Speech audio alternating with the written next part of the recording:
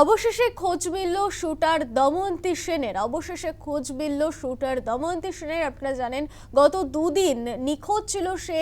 তাকে একেবারে রুদ্ধশ্বাসভাবে খোঁজার পর অবশেষে এবার হাওড়ার রামকৃষ্ণপুর গঙ্গার ঘাট থেকে উদ্ধার করা হয়েছে।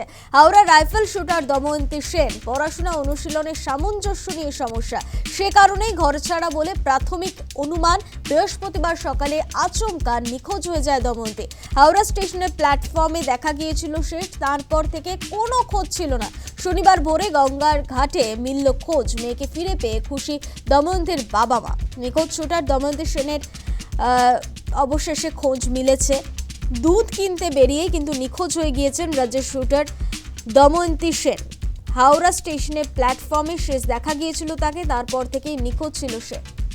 ফোনে রয়েছে প্রতিনিধি শান্তনু করণ। শান্তনু, অবশেষে খোঁজ মিলল শুটার দময়ন্তী সেনের। দেখো, বৃহস্পতিবার থেকে তিনি নিখোঁজ ছিলেন। আজকে সকালে ভোরবেলা রামকৃষ্ণপুর ঘাটে তাকে ওই চত্বরে তাকে দেখা যায় এবং স্থানীয়রা বাড়িতে খবর দিলে বাড়ির লোকজন এসে তাকে উদ্ধার করে হাওড়া থানায় নিয়ে যায়।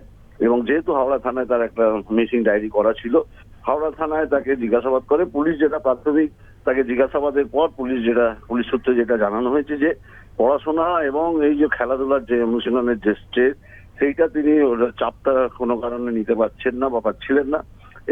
এইরকম ভাবে মানসিক ভাবে খানিকটা বিপর্যস্ত হয়েছিলেন। তবে তার বিরুদ্ধে কোনো ক্রাইমের কিছু বিষয় এখনো পর্যন্ত উঠে আসেনি।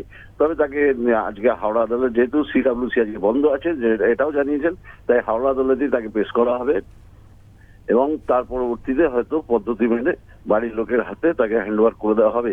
পরিবারের পক্ষ থেকে তারাও জানিয়েছিলেন যে কোনো অশান্তি নেই, কোনো অসুবিধা ছিল না। তবে পড়াশোনা নিয়ে তাকে বলা হতো, যেহেতু তার খেলাধুলাটা যেমন ছিল পাশাপাশি দুটো চালিয়ে গেল, পড়াশোনাটা যেন কোনো রকম ভাবে অবহেলা না হয়, সেক্ষেত্রে একটু নজর দেওয়ার ব্যাপার ছিল। তবে সম্ভবত এই পড়াশোনা এবং অনুশীলন দুটো চাপ একসঙ্গে, এবং পড়াশোনার জন্য যে অতিরিক্ত চাপ, সেটা হয়তো তিনি নিতে পারছেন না বা পারছিলেন না। সেটা একটা প্রাথমিক অনুমান মনে করা হচ্ছে। পুলিশ পুরো বিষয়টাই খতিয়ে দেখছে এবং পরিবার তাকে ফিরে পেয়ে যথেষ্টই খুশি।